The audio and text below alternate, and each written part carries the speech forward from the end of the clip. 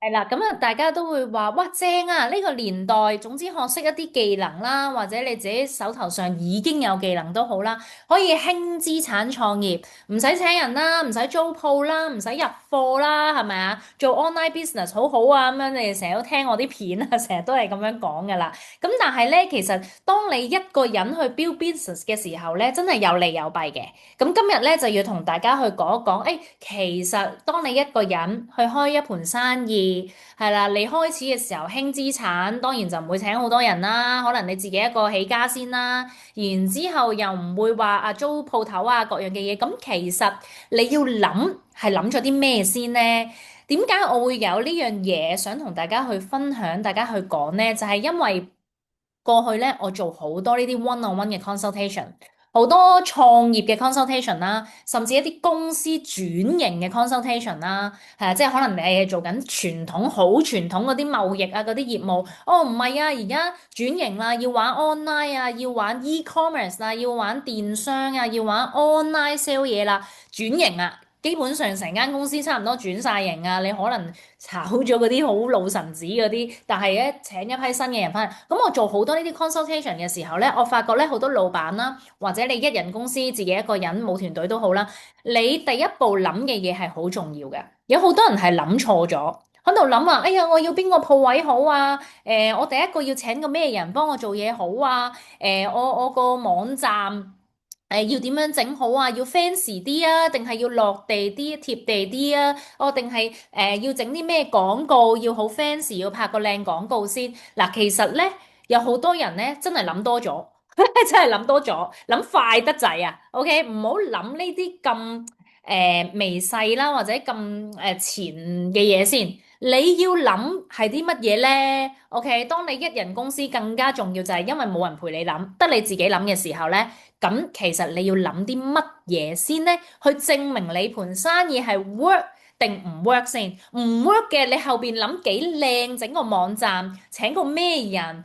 租個咩鋪根本唔使要諗噶啦，因為你盤生意都唔 work，你個市場都唔 work，係嘛？你點 sell 都唔會 sell 得出嗰樣嘢嘅時候，你諗後邊嗰啲嘢做乜嘢咧？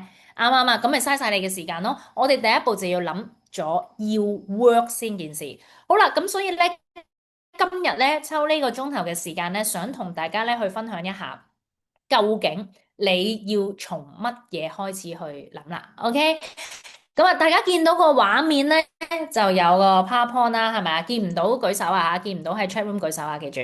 好，咁啊嗱，要同大家講咧，就係我哋凡事創業諗嘢，自己一人公司又好，你有團隊，你孭住個公司已經做緊嘅生意，你想轉型都好，我哋係要從市場去諗咗先嘅，從市場去開始，唔係從啲橋啊，或者好細微一啲點子位啊，OK 去諗嘅，唔使諗嗰啲咩廣告啊，OK 拍得靚唔靚啊，請個咩人幫你拍啊，個網站要 fan 唔 fancy 啊，咩顏色啊，唔使諗呢啲住，係啊，咁我今日咧要用一個好貼地嘅 example 去話俾大家聽，但係呢個嘅 example 咧係真人真事嚟嘅，係真人真事嚟嘅，兩三個月前咧我先做完呢個 consultation。所以我想分享俾你哋聽，真人真事，其實我會點樣幫你度你嘅生意啦，點樣幫你去諗你嘅生意 work 唔 work，從而我叫咗去做啲咩動作，佢然之後可以 start up 到佢嘅 business 咧。我諗甚至乎而家今時今日大家要創業啦，唔想再打工啦，係咪？想創業，甚至乎你有個副業。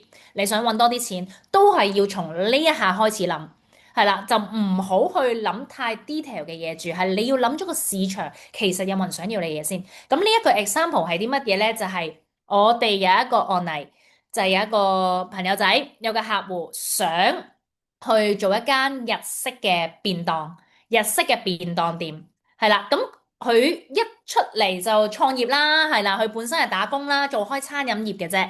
佢係做開餐飲業嘅人嚟嘅，打工嘅，但係做到已經係經理級啊、營運級啊、管人嗰啲㗎啦。咁佢一開始點解出嚟創業啊？就係因為佢覺得啊，唔好打死一世工啦，OK？啊，又知道啊，餐飲其實係咁玩噶啦，係咪？我都知道晒個 formula 啦，我又識得上游下游所有人脈有晒，好想自己創業。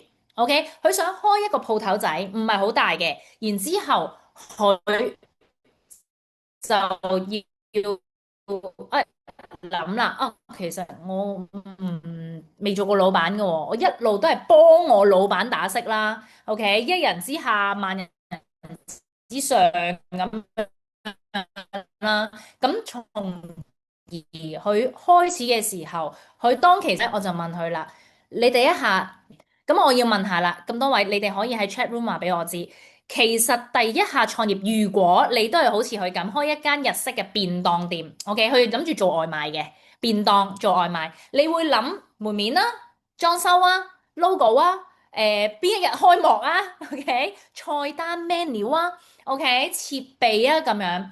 咁佢當其時咧係諗住得嗰幾張台仔，OK，就同我講啦喎，我諗住個鋪頭唔使好大㗎咋，可能300尺至300尺到啦，連埋個廚房300零400尺啦，然之後咧就有兩三張2人台啊，想喺度食嘅喺度食，但係多數呢啲便當啲人都係外賣㗎，跟住佢仲要諗埋個鋪頭喺邊度開喎，係咪？跟住就諗埋我就諗住咧喺長沙灣啊，因為多嗰啲工廠區，多啲人嗌外賣，係啦。咁如果佢哋中意喺度食就喺度食，嗌外賣翻公司又可以外賣翻公司。佢諗咗好多嘢，好 detail。你哋係咪會咁諗啊？你哋會唔會咁樣諗啊？其實多數人咧都會有一個創業夢嘅時候咧，哇！我就自己做老闆，我好多嘢要決定啦，好多嘢可以自己話事，因為你之前你係打工，係咪？你就算做到幾高級都好，話事嗰個係老闆。但係當你自己做老闆嘅時候，哇！好多嘢我話事啊，你就會諗到好 detail、好 fancy、好有夢想，OK？甚至乎哇，自己畫埋個 floor plan 咁樣啊，我自己都試過㗎，係啊，我自己都試過。因為嗰陣時，好耐之前啦，我都有同屋企人啦，OK 一齊去開啲時裝店嘅鋪頭啦，係啦，入貨翻嚟，我仲喺度畫到咧，話呢度就擺貨嘅，呢度咧就係陳列架，呢度就係 cashier 收錢嘅，我仲喺度畫晒圖咁樣嘅，OK，咁但係咧，你要知道咧，今時今日創業咧，千祈唔好話諗咁呢啲 detail 嘢住，呢啲唔係唔諗，呢啲係要後一步先諗。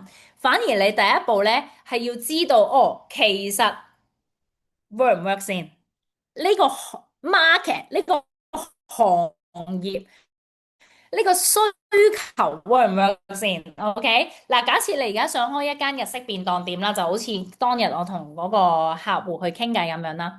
可能本身你好中意餐飲嘅，你好中意整嘢食嘅，係啦，你甚至乎做過呢行啦，你有自己好多菜式嘅諗法啊。當其時佢仲喺度同我分享埋咧，個便當咧要好日式嘅，好似人哋嘅鐵路嗰啲午餐咁樣咧，呢度要擺菜，呢度要乜乜乜，係啊，嗰個 box 咧，佢話佢已經上網做晒 research 啦，個 box set 要點樣設計啊，等等等等，OK，跟住咧。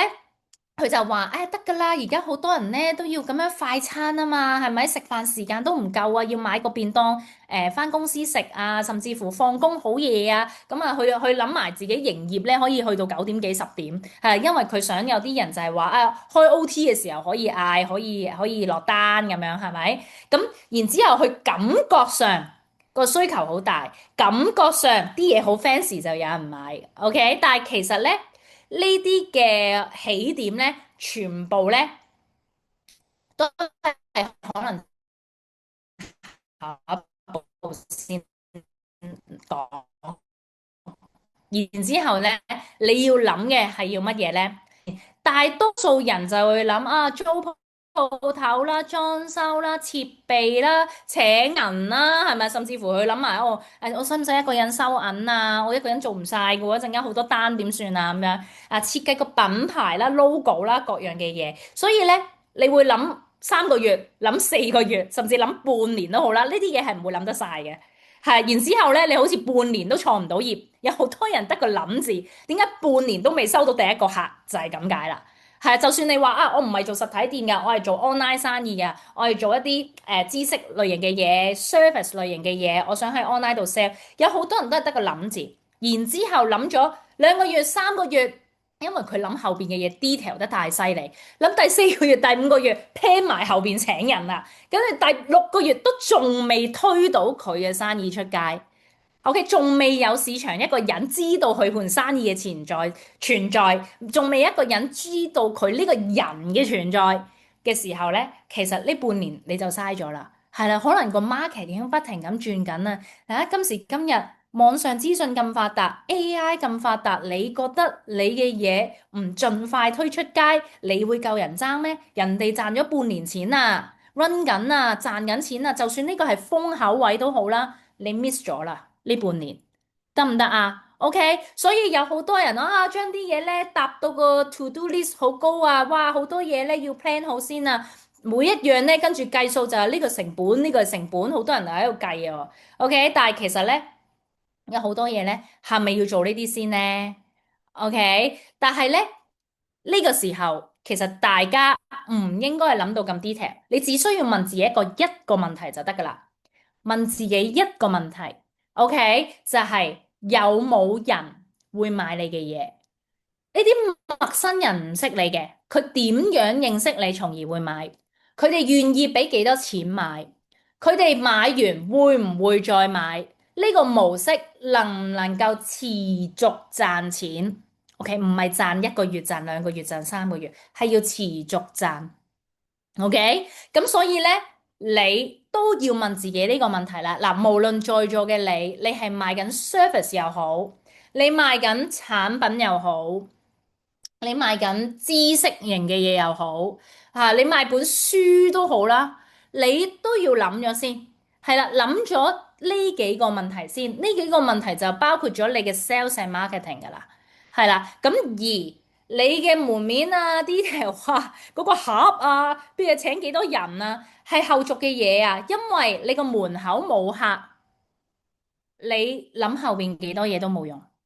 OK，你嘅嘢冇人願意買，你嘅價錢 set 得太高太低，其實呢個係你嘅 business model，你要諗好你嘅 business model，有幾多人會買啊？陌生人點樣嚟啊？唔通你淨係叫姨媽姑姐買咩？唔通你叫姨媽姑姐介紹啲朋友嚟買咩？你唔會一世都係咁噶嘛，盤生意係咪啊？買完會唔會再買啊？定係唔係啊？好似咧啲人咧幫襯一次就走，幫襯一次就走噶啦。係啊，點樣 keep 住啲人不停買不停買啊？呢個模式係咪可以 keep 住賺錢？呢一啲嘢你要問咗自己先，而你係要做一個 testing 先嘅。OK，好啦，所以咧你同時咧係要測試幾樣嘢嘅。我哋話要做 testing 啊嘛，你要測試啲咩咧？市場嘅需求。啲人中意咩菜式？OK，你嘅人手需唔需要多價格啊？OK，sell 幾多錢？一個乜嘢嘅價錢，啲人先至覺得抵，同埋會翻轉頭買。OK，地點啊、包裝啊、毛利啊，嗱，最緊要係計數先，計數先。你賣嗰個價錢，你嘅成本中間先係你嘅 profit margin。咁你有冇計好呢條數呢？嗱，無論你係賣 service、賣知識、賣產品、賣課程、賣乜都好啦，你都會有 profit margin 噶嘛，你都會有個利潤位噶嘛，啱唔啱啊？你計唔好呢個位嘅話呢，其實你後邊唔使玩噶啦，你唔使諗咩租鋪啊，唔使諗咩請人噶啦，你都冇利潤去做呢件事。OK，咁所以你要分得清。你哋要分得清，其實市場承唔承受到，想唔想要你嘅嘢，係啦。而且，你 set 呢個價，當然就係唔係你嘅成本價啦，你要賺錢噶嘛，係咪啊？你 set 呢個價，人哋會唔會持續買？定係唔係嘅？人哋多數都係試一次咧，跟住就走噶啦，係啦。或者你係冇後續嘅，冇後續嘅買完拜拜，永遠都要等新客，冇舊客翻轉頭嘅，咁呢個全部都係 business model。OK，你唔係淨係諗啊個盒啊包裝啊各樣嘅嘢噶嘛，得唔得啊？OK，嗱，問題咧唔係你嘅 idea 唔好，而係個市場會話俾你聽好唔好？呢個咧係我請每一個我 in-house 嘅同事啦，係啦，我嘅團隊同事啦，30幾人喺每一個國家都好啦，我都會訓練我嘅同事去同佢哋講一樣嘢。我哋做 marketing 做 sales，可講求 creative，好講求度橋，係咪？好講求哇，要咧吸引到人嘅嘢，但係咧每個人咧對於吸引人呢三個字咧都好主觀嘅嚇，即係我試過用唔同嘅 copywriter 啦，或者用唔同嘅 designer 啦，OK，咁然之後每個人咧通常寫嘢同埋設計嘢嘅人咧好主觀嘅，佢自己覺得靚就靚㗎啦。佢自己覺得喂呢隻啱啊啱公司啊，啊呢個啱呢個 IP 啱呢個 IP 嘅啦咁樣。但係咧，永遠咧大家嘅睇嘅嘢咧係好主觀嘅，即係可能佢覺得靚，我覺得唔靚；我覺得靚，佢覺得唔靚啊。甚至問埋其他同事都可能有唔同嘅諗法，係咪？因為人對於感官啦，OK，對於視覺嘅嘢啦係好主觀嘅，係啊好主觀嘅，唔會話全世界一致嘅。然之後我就會教佢哋一樣嘢，就係個市場會話個答案俾你聽㗎啦，唔好咁主觀啦，大家，OK，唔好話幾個人靚投個票就算啦。我做緊呢個市場嘅生意，唔該你哋揾個市場去俾個答案你啊，唔係你哋自己圍威喂10個人8個人自己投完票，哎呀呢個名好啊，哎呀呢個顏色好啊，哎呀呢個定位好啊咁樣，唔係。唔該，將一啲啲嘢推出個市場，test 一 test 個市場，個市場會話俾你知個答案㗎啦。唔好有一個觀念就係我要做晒所有嘢，我要件事 perfect 完美，設計晒所有嘢，我先至推出街。然之後個市場可能會話俾你聽，冇人有興趣，冇人買。然之後咧，你就喊住嚟揾我噶啦，Apple 啊，我啲片拍晒啦，我啲廣告設計晒啦，我揾咗好多成本，人哋拍個廣告啊。然之後廣告嗰個網站啦，網站我俾咗幾萬蚊人哋整噶。係啊，我所有嘢已經整好晒啦，跟住咧個市場唔 work 啊，推出去冇人 buy，冇人要，查詢都冇啊。OK，所以咧呢啲係好 common 嘅咋，我見得太多啦，我見得太多啦，係啦，所以你要知道你一個新嘅嘢，對於你嚟講係一個新嘅嘢，你要試下個市場話俾你聽呢樣嘢係咪 work 先？你嘅 business model，你嘅定位，你嘅 idea 其實好簡單，掉個定位出去，掉一個 unique selling point 出去，掉幅圖出去，掉條片出去，一條片好似 IG 片、Facebook 片、Reels 嘅片掉出去，然之後個市場有冇人查詢啊？有冇人問啊？有冇人留言啊？有冇人 like 啊？呢啲咪就係市場嘅答案咯。啱唔啱啊？如果你掉咗一條片，掉咗兩張圖出去，一個 like 都冇，一個查詢都冇，一個回應都冇嘅話咧，我會話俾你聽，你呢個嘢唔使推，你呢個嘢真係唔使推，你諗過啦，係你設計過啦，因為人梗係覺得自己嘅嘢好㗎，係咪永遠都係㗎？即係你作為一個老闆，你想創業嘅，你覺得自己嘅嘢唔好嘅話，你都唔使創啦。你梗係覺得自己嘅嘢 work 好，你先至會踏出呢一步，去諗住做生意，去諗住創業㗎啦。啱唔啱啊？所以其實我又唔係話你嘅 idea 唔好，係咪？各人有各人口味。不過你做緊市場嘅生意，你係為咗賺錢㗎嘛？你唔係做義工啊嘛？啱唔啱啊？如果你做義工咧，唔緊要，你免費送啲嘢俾人嘅，唔但求賺錢嘅，唔緊要，咁唔 care，係你可以即刻去設計個盒，係啊，即刻去諗好 detail 嘅嘢，係咁但係你係為咗賺市場嘅錢嘅話咧，咁你就要市場俾個短短嘅答覆你。俾個反應你先，你先至好決定全程投放、全程投入落去設計一啲 detail 嘅位嚇，包括拍片啊，包括請人啊，包括設計個 package 啊，包括整網站啊，各樣嘅嘢，得唔得？OK，嗱，當其時呢一個嘅，我哋講翻呢一個嘅 case 啊，當其時呢一個日式便當啊，諗住做半外賣半坐喺度咁樣，呢個老闆仔咧，其實咧佢知道佢做呢件事啊嘅成本咧，真係唔低嘅。係啦，佢要設計好晒所有嘢啊，menu 啊，呢度嘅裝修又點啊，呢度嘅請個人又點啊，其實佢計好條數真係唔細嘅。係啊，但係我就係話，既然你投入嘅成本唔細嘅話，唔該你推少少嘅嘢出街先啦。我話你求其用我個 AI 盒整張圖先啦，幫你做個少少嘅定位，整咗兩張圖，然之後開個 IG account 推出市場，出幾個 post，然之後睇下有冇人有反應先啦，或者甚至乎落100蚊、落500蚊，好少數目嘅廣告推出去，睇下有冇人有 feedback 先啦，係咪啊？如果我話俾你聽，真係冇嘅話，touch wood touch wood，你唔好彩，真係冇人有興趣嘅話呢，但係你又裝修晒咯喎，你又入晒 design 晒嗰啲盒咯喎，你又入晒貨咯喎，你又租晒鋪咯喎，咁點算啊？啱唔啱啊？啱唔啱啊？咩為之輕資產啊？唔係話叫你一世輕資產，係你要用最少嘅成本 test 到個市場。OK，唔好擺咁多成本住。即係講真啦，當其時佢同我傾咧，呢一個嘅日本便當咧嘅生意咧，加埋鋪租啊、請人裝修、設計、packing 所有入貨嘅嘢，佢起碼一開始咧攞80萬出嚟左右啦。攞80萬，鋪仔好細嘅啫，係啊，裝修都要錢嘅，係咪？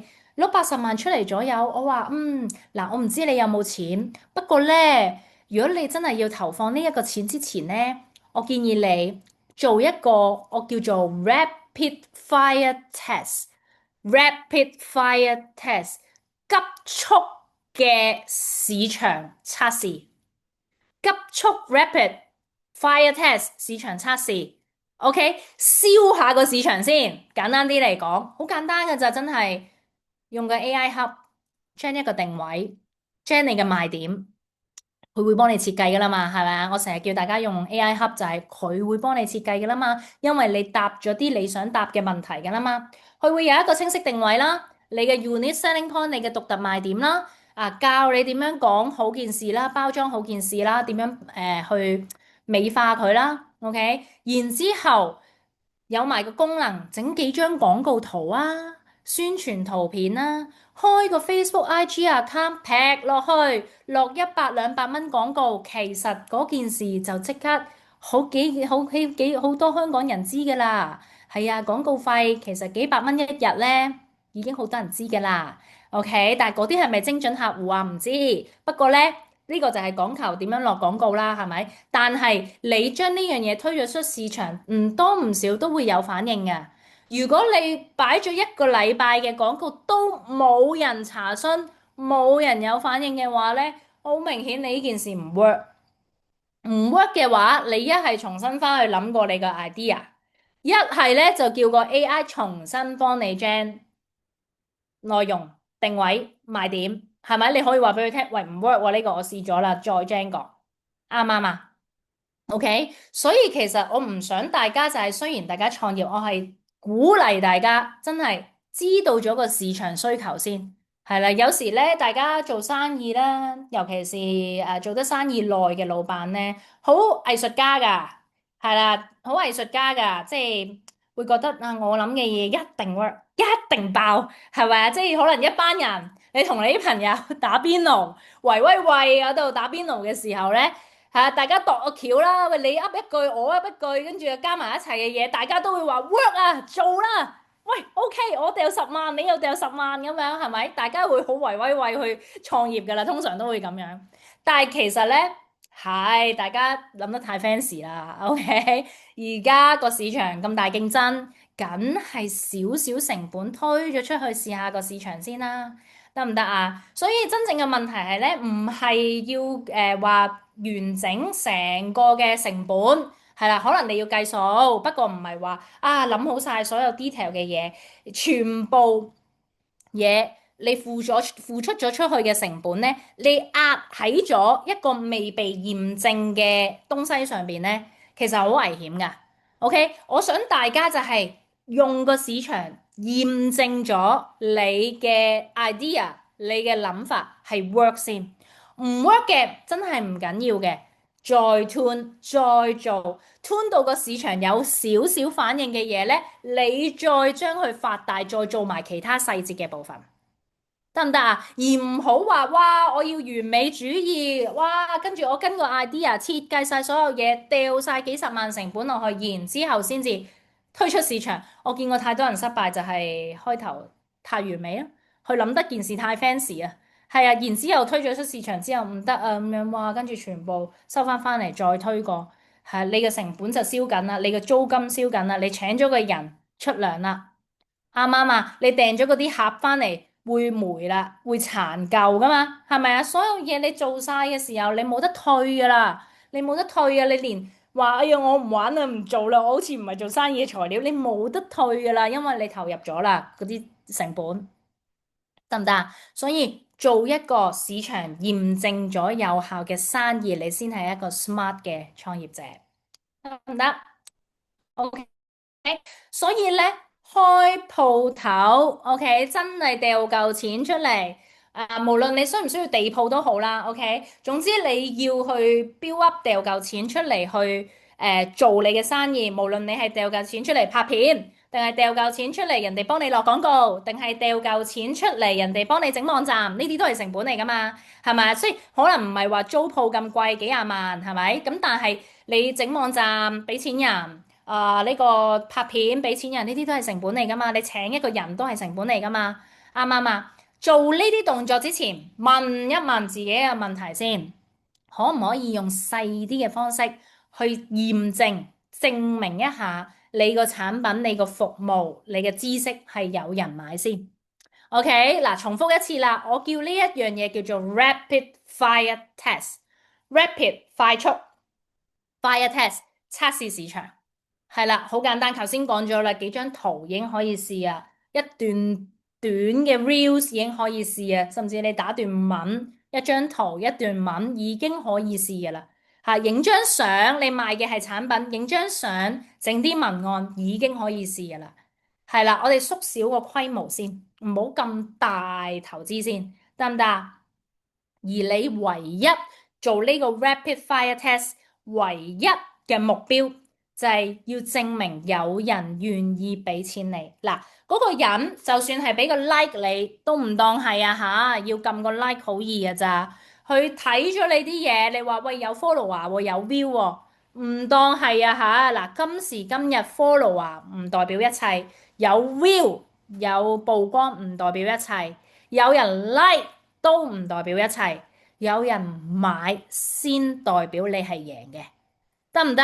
而你係要用呢個小小嘅 test 去測試一下，係咪真係有人查詢啦？有人查詢去到後邊真係話啊，好啊，我想訂你個便當啊，我可以喺邊度訂啊？幾多錢啊？你噏埋個價錢。哦，冇啊，我哋一個月可以買月票㗎，係啊，一個月嘅月票咧就3000蚊咁樣，係啦，或者我哋一個月嘅package 係點樣點樣係嘛？咁啊之前嗰個便當嗰個老闆之後佢就發覺，咦，原來我推散裝同埋推月費計劃係有唔同嘅受眾啦。同埋有唔同嘅人係接受到個價錢嘅，係咁佢咪不停咁 test 咯。佢對呢個人可能講呢個價錢，對呢個人講呢個價錢，佢咪會試到啲人咩反應咯。其實呢個成本好低嘅啫嘛，你喺網上度回覆人啫嘛，係咪啊？咁所以咧，我哋記住做呢個 rapid fire test 嘅最終唯一嘅目標就係令到有人真係查詢加俾錢。俾錢先係最終目標，因為佢可能問咧，佢可能撳個 like，佢可能好奇咧，可能八卦咧，可能係同行咧，係咪啊？咁好多可能性，但係最尾俾錢咧，就一定係一個真實嘅客戶。咁你就要諗下咯喎，你做呢個咁少少嘅 test，少少嘅宣傳，都可能已經有3個、5個人去俾錢你嘅話要訂啊，直情問你攞埋銀行戶口啊，問你攞埋 payment 嘅 method 嘅時候咧。咁呢件事就真係 work，真係值得你投資個成本落去，諗埋其他 detail，諗埋去做啦。OK，明唔明白啊？所以記住啊吓，做呢個 rapid fire test，箭頭只有向住一個目標，就係你可以測試到有人買你嘅嘢，得唔得？OK。好啦，咁譬如啦，當啦，之前嗰個便當老闆啦，OK，佢間鋪頭啦，雖然係細細地啦，咁當其時咧去做嘅 test 咧，我有 suggest 佢嘅。不過咧，佢好聰明，佢做咗好多嘅 test。我當其時 suggest 佢咧，就係我叫佢網上去做少少嘅post 啦，落少少廣告費啦，整咗幾張宣傳嘅 poster 啦，然之後話俾人聽我哋有咁樣嘅 package 啦，可以啊送到上去你 office 啊，或者你可以訂幾多個份量啊咁樣嘅。係啦，咁然之後咧，佢就再做多少少嘅，係啦，因為佢想真係去 test 下個市場，佢順便嗰陣時咧，可能搞下一啲嘅當區啦，當個區嘅一啲佢哋叫做擺 booth 啦，OK，一啲嘅少少嘅商場嘅 booth 啦，跟住就有嗰啲便當直接去銷售，跟住就攞 comment 啦。OK，佢未租鋪啊，未租鋪，未請人，未裝修，未入貨，未大量入貨之前，佢做咗 OK，好这个是似話做咗之前 50。template 的，你帮我改成关于这个呃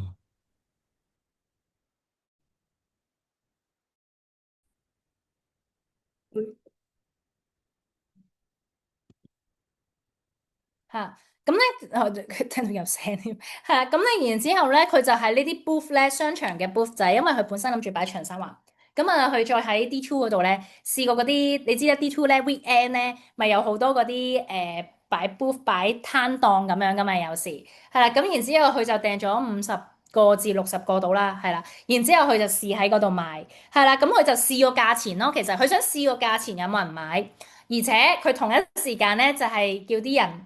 online like 啦，同埋俾 comment 啦，咁呢樣嘢我有叫佢做嘅。我話嗱，你唔好淨係賣嘢俾人啊吓，你一定要人哋 follow 你，然之後喺裏邊俾翻個 comment，你可以俾個 discount 佢。之後你再嚟幫襯我，俾個唔知幾多折你咁樣啦。OK，我叫佢做埋呢啲嘢，咁啲人咧就攞到，佢就攞到啲人嘅 comment 啦。佢攞到啲人嘅 comment 啦，係啦，然之後咧，佢就更加測試到其實呢樣嘢賣呢個價錢有冇人買，定係唔係喎？仲可以賣貴啲喎？啲人話好平、好平、好抵喎咁樣，OK？咁啊，再有咧就係佢有直情咧將呢一啲嘅宣傳海報啦、宣傳嘅 poster 啦、宣傳嘅所有嘢咧，試過咧 email send 過去俾啲企業公司。係啦，咁佢都會有一啲 database 啦，佢自己。咁我就話唔緊要，你做 email marketing，你做電郵營銷，email marketing 好抵嘅咋，仲平過落 Meta 廣告或者 Google 廣告。係啦，好平嘅咋，email 好似唔知香港就算佢係好似成1000個先至有啲費用啊，即係可能幾仙幾毫子一個嘅咋 email。係啦，咁佢就 send 去啲 corporate 一 lot 咁樣 send 出去，咁咪睇下有冇人訂咯，有冇人查詢，有冇人要，有冇人真係落單咯，係咪？咁嗰陣時去測試到又有喎。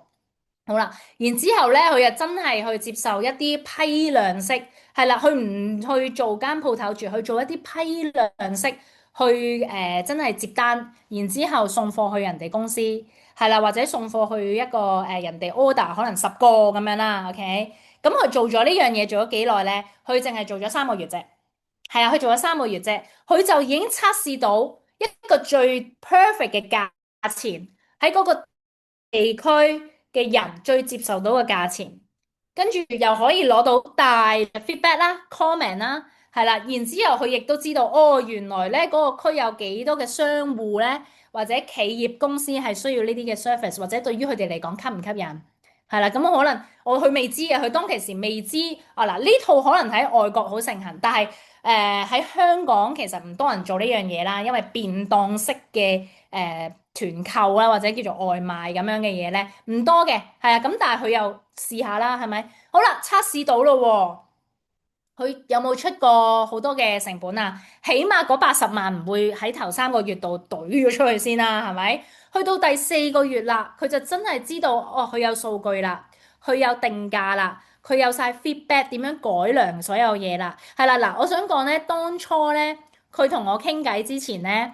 佢諗嗰種便當嘅 package 咧，佢諗到個畫面超級美好嘅，超級靚㗎，係啊，佢個 package 真係唔差㗎，我見到都話喂，好正喎，好日式喎，好 fancy 喎，但係咧佢就話俾我聽嗰個成本好貴嘅。係啦，嗰個訂嗰個盒嘅成本好貴嘅，係因為又要唔漏汁啦，又要好多格啦，係啦，跟住個 cover 又要靚啦，唔係我哋一般嗌嗰啲茶餐廳外賣嗰啲盒啊，佢真係好日式，有張和紙，跟住有好多花花，即係日式花花、櫻花嗰啲 packing 嘅吓。咁所以咧，當其時咧，佢試過之後咧，跟住佢就翻嚟話俾我聽，喂 Apple 啊，我諗我個 package 用唔到啊，我嗰個 packing 啊，係啊個 packing 用唔到啊，係啊雖然好靚啦，好貴啦，咁但係咧原來佢哋咧想要啲硬淨啲啊，係因為咧你知啦，一大粒送過去唔可以軟皮皮噶嘛，係咪啊？跟住咧啲人咧又想擺落微波爐叮翻熱啦，可能食唔切啦 lunch 係咪？咁但係又擺落微波爐叮翻熱，但係我嗰個 packing 咧，如果叮得太熱咧會溶啊，有啲咁嘅 feedback 啊咁樣。跟住我話：哇，咁啊真係太好啦！你而家知道呢件事，你唔係訂咗成幾萬個呢啲盒先至去改，啱唔啱啊？你諗下，如果佢真係一次過，喂做啦，掉80萬落去啦，佢可能訂咗幾萬個呢啲嘅 packing 嘅日式靚靚嘅便當盒，咁佢改唔改到啊？佢改唔到噶啦，訂咗幾萬個喎，唔通你掉去堆填區啊？你點都用埋佢啦，係咪啊？唔會，即呢啲錢嚟噶嘛，你點都會用埋佢啦。但係又真係唔好用喎，咁點啊？你用埋佢嘅時候，可能要用多幾個月先可以換喎個 design，啱唔啱啊？咁所以咧，其實呢個係 very good news 嚟㗎。佢當其時雖然啲人俾佢個 feedback 係話，哎呀個盒麻麻地啊，叮熱嘅時候可能溶溶地啊。佢雖然收到呢啲 feedback，但係其實佢開心㗎。作為老闆收到呢啲 feedback 係開心，因為佢知道，哇好彩咋，好彩咋。如果唔係，我嗰度有十萬啊，訂咗呢啲嘢，啱唔啱啊？OK，所以咧，大家真係嘅，我哋無論做咩生意都好啦，即係我唔係淨係做課程生意，我唔係淨係做 marketing，我有好多唔同嘅公司，係啦，可能好多唔同嘅 partner 去做唔同嘅行業，但係其實每一個行業都係嘅。以我經驗咧，一定要做呢個 Rapid Fire Test 先，如果唔做咧，你可能有機會會輸得好慘。係啦，甚至有啲我遇過㗎啦，佢諗到好 fancy，哦，真係掉100萬落去，好啊，做啊100萬啦，點知原來唔 work，係啦，唔 work 之後點啊？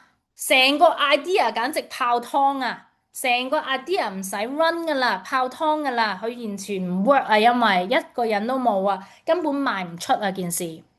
OK，咁點啊？掉咗咯喎，100萬，大家都擺咗落去噶咯喎，有冇得攞翻啊？梗係冇啦，係啦，你當投資輸咗啦，係咪啊？咁即係大家要諗啦呢啲嘢，因為做生意真係唔係玩夢想，唔係小朋友柴娃娃，一齊玩啊，一齊創業啦，唔係噶，係要有腦，有 smart 嘅頭腦去試個市場。work 嘅先好擴大嚟玩，得唔得啊？OK，好。咁而呢個小型測試，我哋叫做 Rapid Fire Test，會話俾你聽啲乜嘢咧？係啊，有好多嘢可以話到俾你聽，就係你 test 到有人買，自然就知道個價錢 OK 啦，係咪？咁好似頭先個便當老闆，其實你可以 test 好多嘢㗎，菜式啱唔啱啊？原來香港人咧而家好多人中意食菜㗎喎。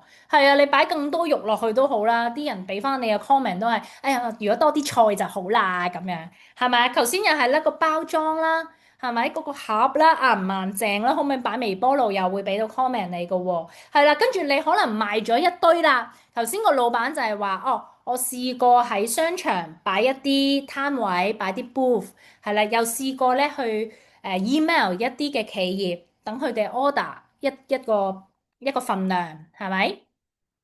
你就會計到其實個利潤㗎啦。係，當你未真係賣出嘅時候咧，講真啦，你點樣計條數都好啊，都唔 exactly 係啱㗎。點解啊？因為咧，你未知個市價係接受到幾多嘅時候，你都係 assume 係呢個 market price 嘅啫，即係你假設佢係呢個 market price，而你嘅成本係呢個，你咪假設嗰個 profit margin 個 profit 個數字咯。但係你一日唔試下賣出去，你都未知道 accurate 真實嘅 market price 噶嘛。啱唔啱啊？你要有真實嘅 market price，即係個市場承受到嘅 market price，你先至可以再計哦，真實嘅成本係幾多，或者個利潤相減之後嘅利潤係幾多，啱唔啱啊？同埋咧，成本都係嘅，唔好諗住自己咧嗰件事未推出市場咧，已經可以計到好精準個成本。嗱，我做過咁多盤生意，唔同嘅行業，我可以話俾大家聽，100%肯定就係、你件事一日未出街，個成本咧都唔好諗住自己係計得好精準啊！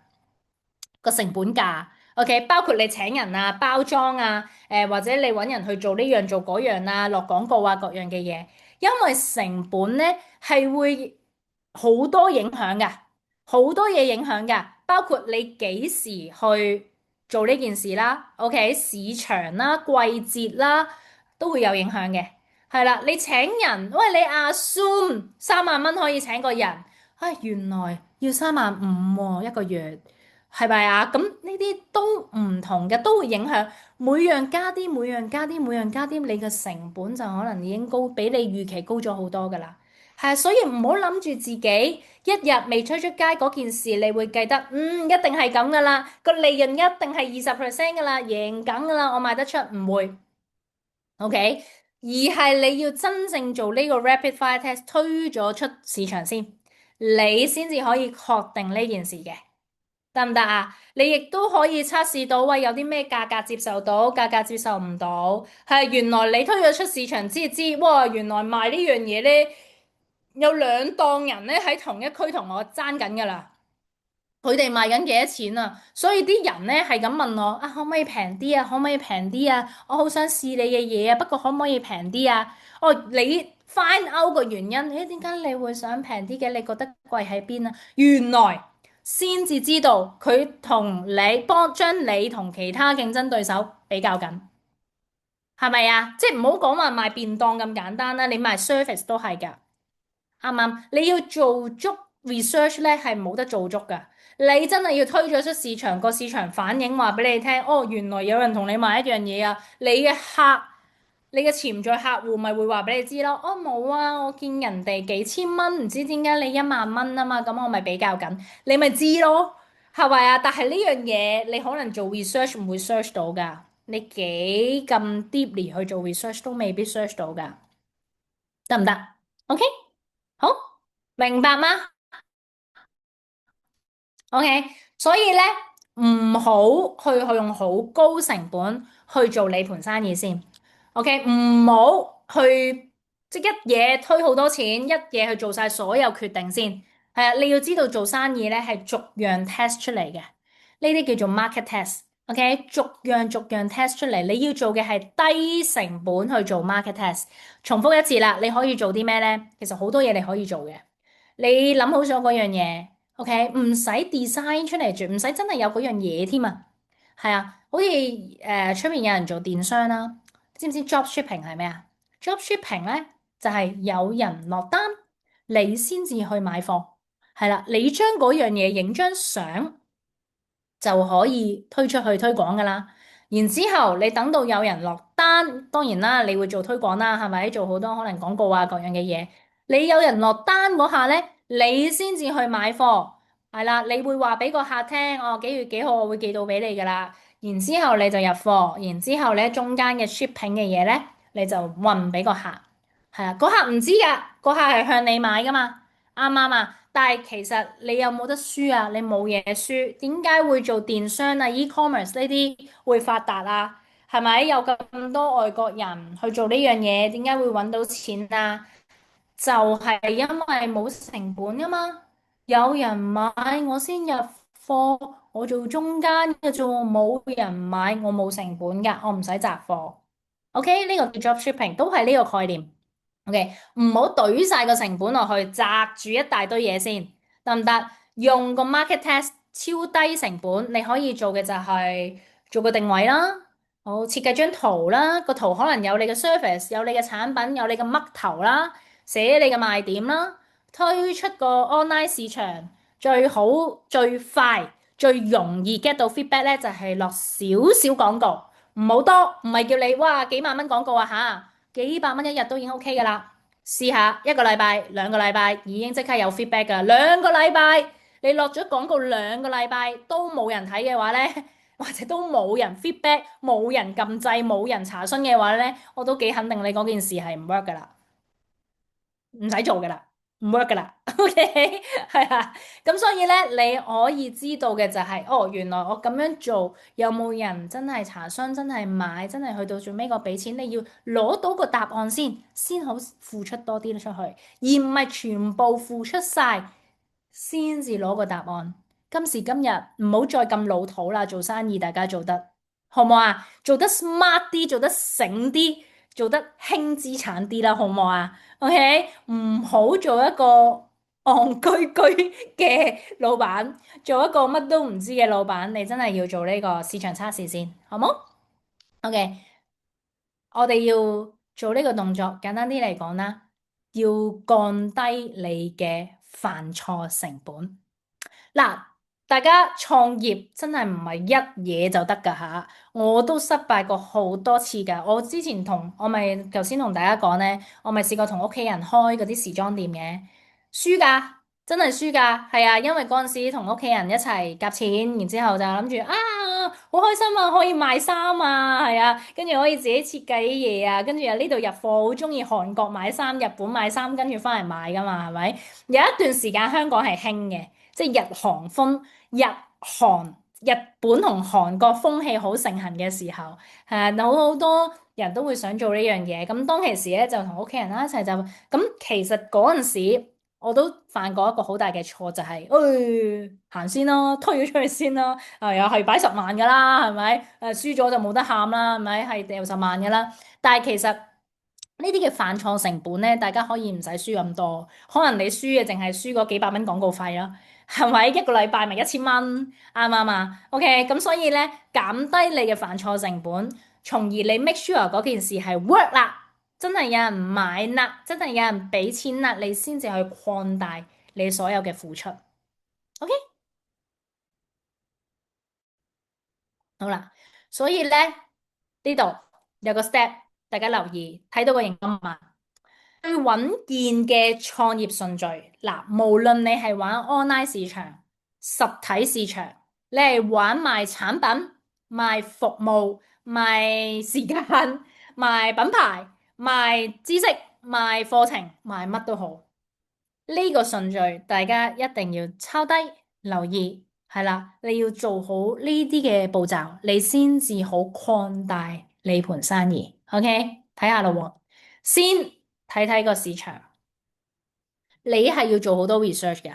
如果你要做餐飲咧，你揀咗嗰個位置做乜嘢菜式嘅餐飲，其實你要 search 晒所有嗰一區嘅資訊噶嘛，啱唔啱啊？你唔會貿貿然話，誒，我睇中呢個位，誒，我中意食泰國菜，咁啊嗰個位開間泰國餐廳唔會噶嘛，係咪生意嚟噶嘛？除非你係李嘉誠啊，係咪？除非你係世界首富啦，你咪話啊，我篤呢個位，篤呢個地圖，我起間屋喺度咁樣，係咪？但係唔係噶嘛，係咪？大家係真係做生意，係諗住賺利潤噶啦嘛，係咪？咁所以咧要做睇市場呢樣動作。第二啦，拆模式 deconstruct，OK，將你嘅 business model list out 出嚟。由零開始去到最尾嗰 part list out 啫，唔係叫你投入錢啊吓，list out 好你嘅 business model，你嘅客點樣嚟呢？你嘅點樣嚟呢？最緊要噶啦，講真，唔好淨係 focus 喺你嘅產品度。我成日講呢句噶，我對我嘅團隊、對我嘅學生、對我嘅所有接觸我嘅人，我都會同佢講呢句：今時今日冇新嘢噶啦，唔好諗住你嘅產品好無敵啦，好唔好啊？咁多位，唔好妄想你手頭上嘅知識啊、產品啊、服務係超級無敵，冇人同你競爭到啦，冇啊，冇呢支歌仔唱噶啦。火箭啊，呢樣嘢啊，火箭啊，都幾個國家競爭緊啊，啱唔啱啊？唔通你賣嘅嘢真係會獨一無二，好犀利，係咪啊？你推得出市場啦，都俾人抄咗啦，啱唔啱啊？所以今時今日你要做嘅係將你嘅模式拆件，揾客從何來，你嘅特色喺邊度，你嘅引流係點樣，你嘅轉化係點樣，你嘅定價係點樣，各樣嘅嘢寫個 mind map 出嚟先。我每做一盤生意或者我每 hold 一個 project 咧，我好中意咧就係用手寫 mind map 嘅。係啦，我中意用手寫嘅，因為我諗到咩我即刻寫，電腦都唔夠我快。係啦，我中意畫 mind map，即係呢個指去呢度，呢度係圓圈咁樣指去呢度，指去呢度咁樣。我好中意畫 mind map 嘅，畫好呢個 mind map 咧，即係你嘅思維構圖咧，你就會知道哦，其實你個 business model 係點樣畫，客從何來啦，點樣轉化佢哋信你啦，信你之後個定價係點啦，點樣收佢哋錢啦，係啦，咁啊客有好多方面嚟噶嘛，唔一定係一個渠道嚟噶嘛，係咪啊？啊做唔做 email 啊？做唔做廣告啊？OK 啊？定係朋友介紹 referral 啊？啊定係有個人會幫你宣傳啊？OK 各樣嘅嘢寫晒個 mind map，呢個叫做 deconstruct。OK，將個模式拆分咗出嚟睇一睇先，然之後就係做呢個 rapid fire test 啦，就係設計一個小型測試。小型測試就係頭先我所講，整少少圖啦，手機拍少少片啦，唔好揾人拍啦。今時今日唔使靚噶啦，自己拍啦。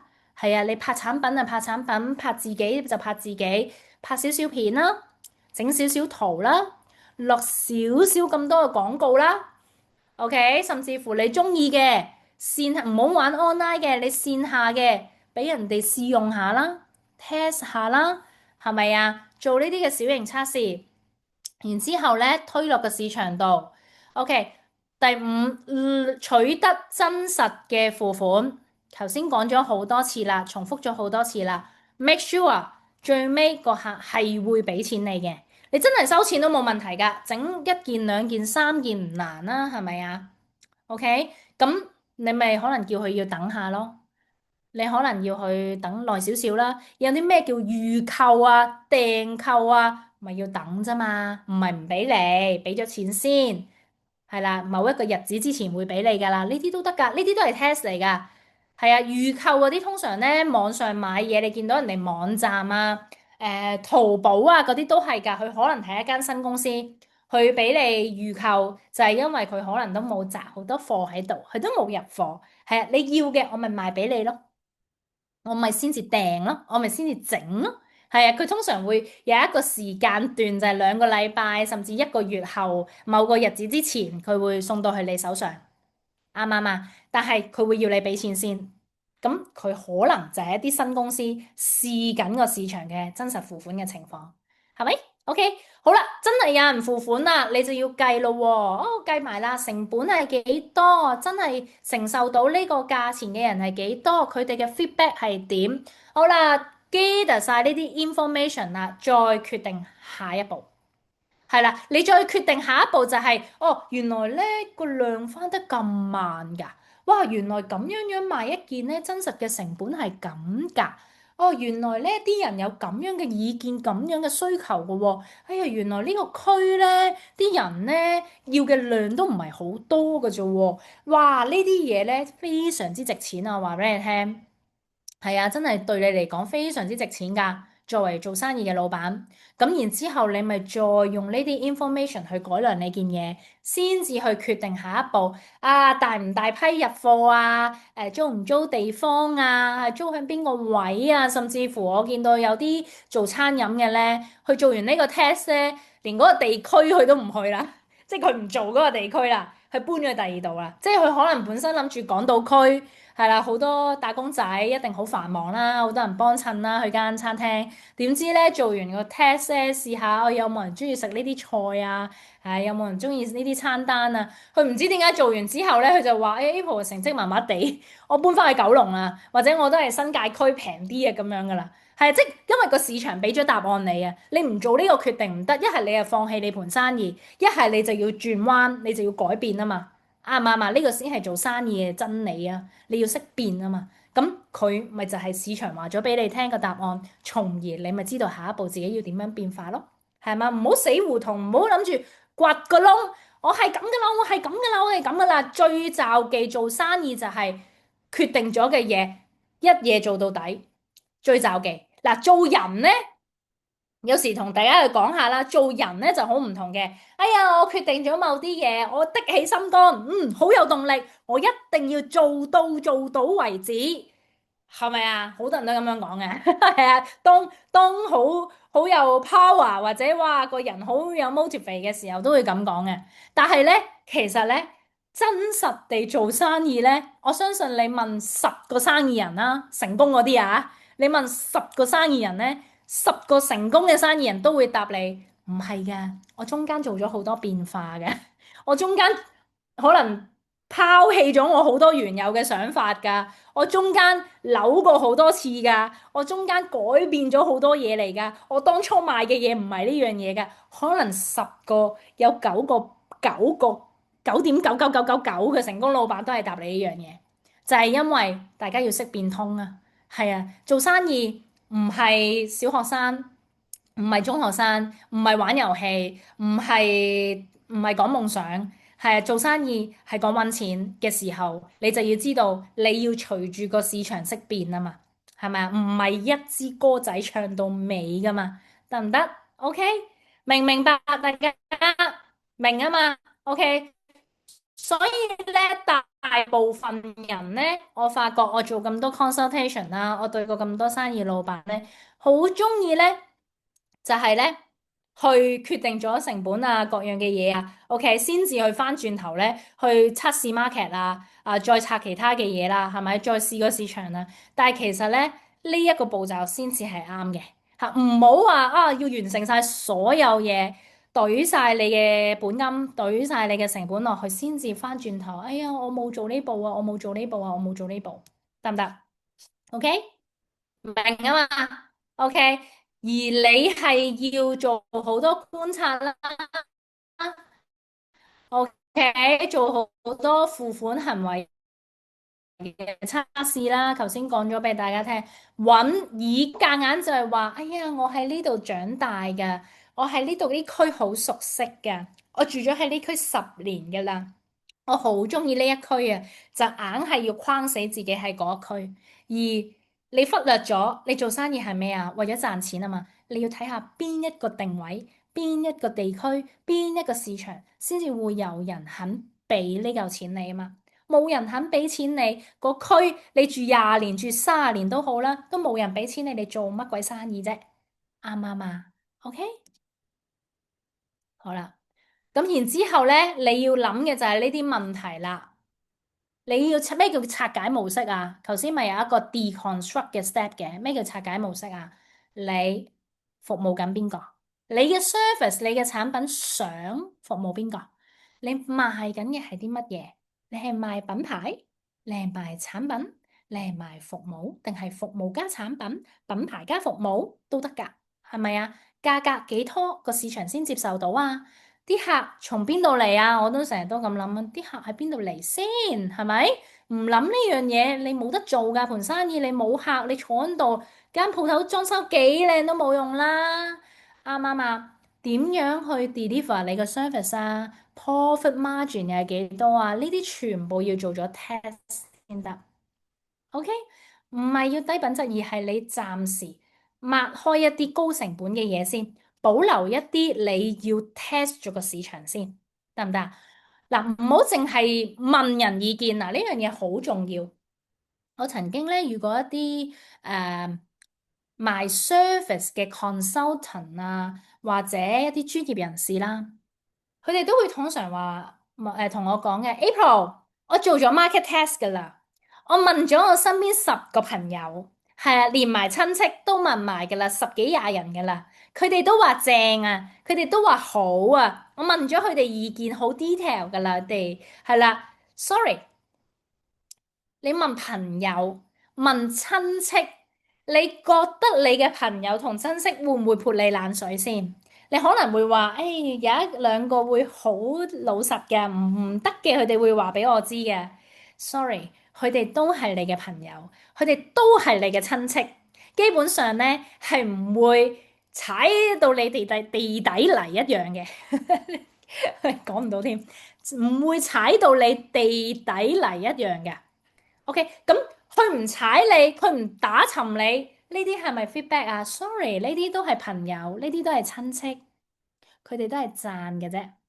係啊，唔通我每開盤生意，我問我阿爸阿媽，問我啲親戚，佢哋會話唔好開啦，唔好開啦，唔好開啦，唔會咁噶嘛？佢哋會話好似幾好食啊，喂幾好喎呢個 idea，喂 Apple 呢個諗法好喎，喂幾時預埋我入股啊咁樣？你問佢哋一定係咁噶，positive 嘅嘢多過 negative 噶，因為佢哋係你嘅親戚，佢哋嘅係你嘅朋友，佢哋唔會從生意角度出發，甚至你問嗰啲人係咩啊，都唔係做緊生意嘅，佢哋都係打工嘅，佢哋甚至係退咗休嘅，佢哋會唔會俾到一啲好中肯嘅意見你啊？佢哋會唔會同你分析到一啲好 detail 嘅嘢啊？佢哋會唔會俾到一啲好實在客從何來啊 Apple 嘅一啲意見你啊？唔會。唔會啊，OK，我可以話俾你聽，你問親戚朋友做生意，除非佢哋係李嘉誠家族，係啊，如果唔係，唔好問，唔使問。你要問嘅係你做一啲行動，問一啲唔識嘅人，即係個市場，即係將會買你嘢嘅市場嘅人，係啊，你要做一啲行動，佢哋先會俾 feedback 你嘅，無啦啦你街邊問佢就睬你都傻，啱唔啱？OK，所以唔係問身邊人啊吓，OK，好啦。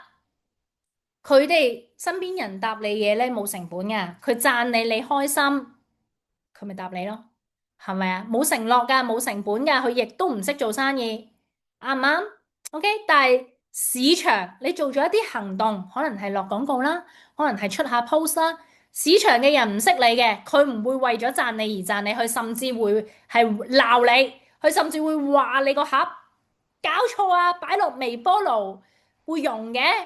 係咪啊？佢會話你，你先至呢啲係真實嘅 feedback 啊！咁多位得唔得？同埋佢真係會肯俾錢你，呢個先係真實、真實、真真實實嘅 evidence，證明你嘅嘢係真係有人買。佢一日唔俾錢，佢一日唔 consume 唔消費落你身上，佢都唔係俾緊一個真實嘅答案你。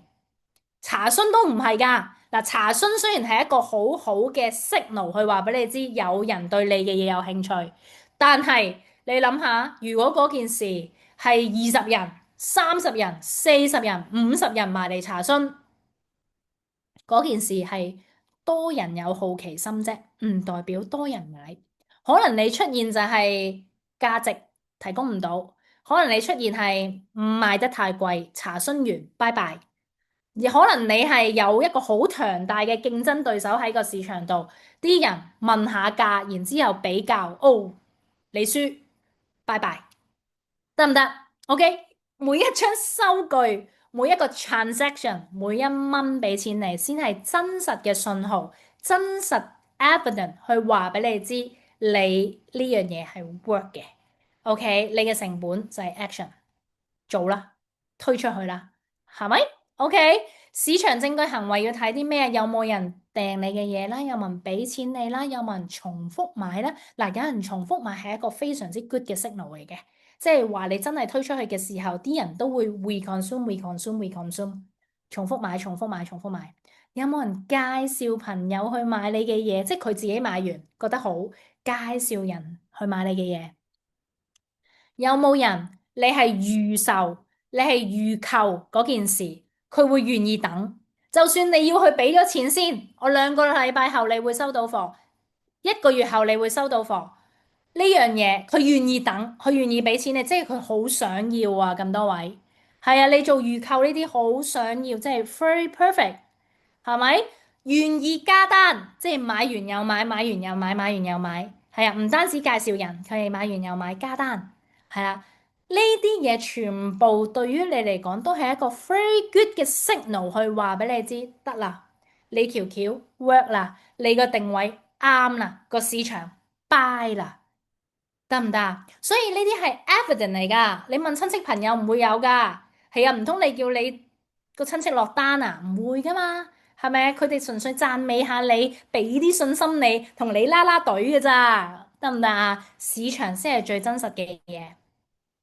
OK，所以你記住啦，有人重複買嘅，有人願意介紹人嘅，即係有呢啲之前講嘅 feedback 嘅，繼續做啦，擴大件事做啦，你可以入貨噶啦，你可以租鋪噶啦，或者你甚至可以請人噶啦，係啦，慢慢擴張，唔係一下 boom 咁樣啊嚇，大家小心支出啊嚇，OK，好啦，但係你話個 feedback 翻嚟，Apple。有人買嘅，不過個數字唔係好理想咯，即係小貓三幾隻咯，又唔係冇嘅，有人落單嘅，不過比我預期中好似唔係好多人要咯，數字麻麻地咯，咁樣調整咯，調整，喐下個價格，喐下啲引流，喐下啲推廣。喐下後邊嘅 surface，OK，然之後再試，試到 work 為止。嗱，有人買唔代表你失敗，唔代表你成功，亦都唔代表你失敗，代表你有嘢要調整。咁你可以問買咗嗰啲人嘅 feedback 啦，係咪？你可以再試下唔同嘅價格啦，調整，微調一啲嘢，微調一啲嘢，微調一啲嘢。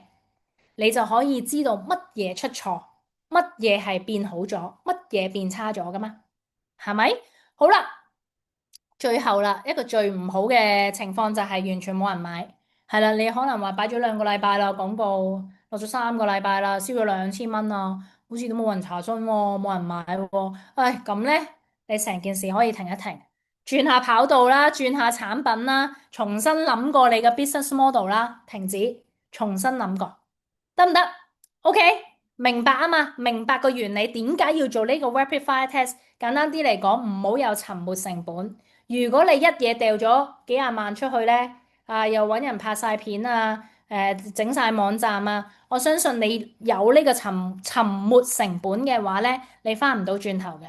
你要轉嘅嘢咧，都唔會轉得太多，你亦都唔會肯放棄，因為你掉咗太多嘢落去啦，你投入咗太多嘢啦。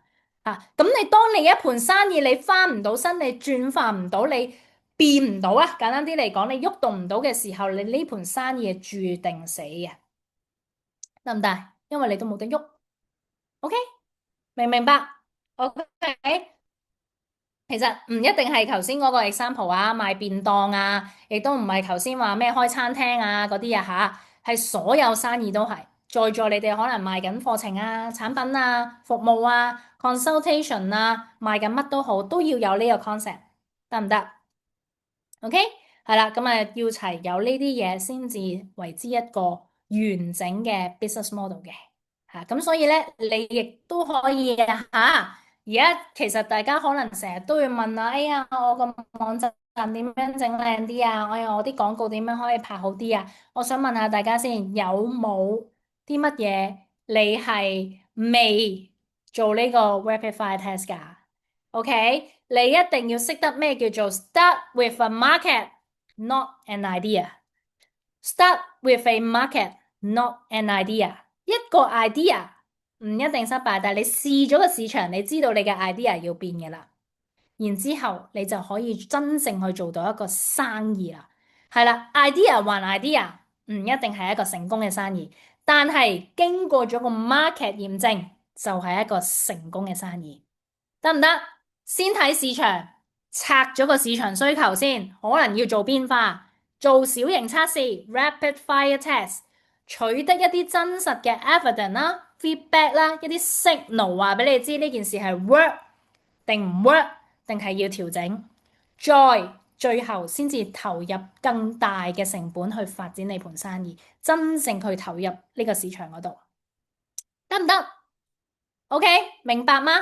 明啊嘛，係咪啊？聽得明啊？聽得明喺 chat room 話俾我知得唔得先？今日 get 唔 get 到？get 唔 get 到？get 唔 get 到？get 到啦，係咪？OK，好嗱，今日時間咧係咁多啦，咁啊，希望咧今日個分享咧可以帶俾大家知，因為我發現市場都真係好多人去做緊一啲即係好大嘅成本投入啊。其實今時今日做生意真係唔需要㗎。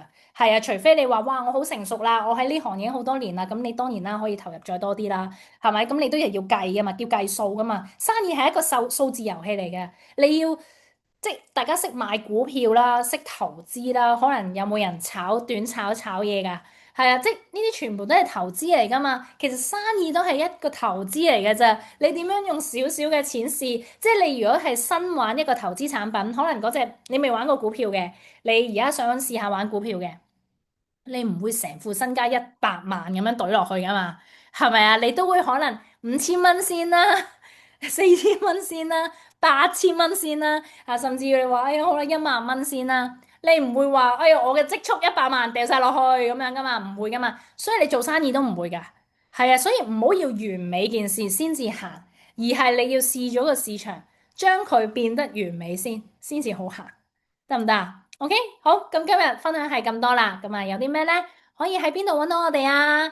喺我哋嘅 IG 啦，喺我哋 GetKaren 人嘅 IG 啦，係啦，喺我哋嘅School 嘅 platform 啦。啊，如果有我哋 Discord 嘅朋友咧，都可以喺 Discord 揾我哋啦。係啦，咁啊，隨時啦，即係總之你喺網上揾到我哋嘅平台，你都可以 contact 到我哋嘅 email 都得嘅。OK，咁如果你哋對於今日嘅內容咧有啲咩想問啊？或者你有個別嘅 case 真係想我同你深入了解啊咁樣，咁都可以去 DM 我哋嘅，好冇？我嘅團隊好快會覆你哋噶啦。好，今日係咁多啦，拜拜。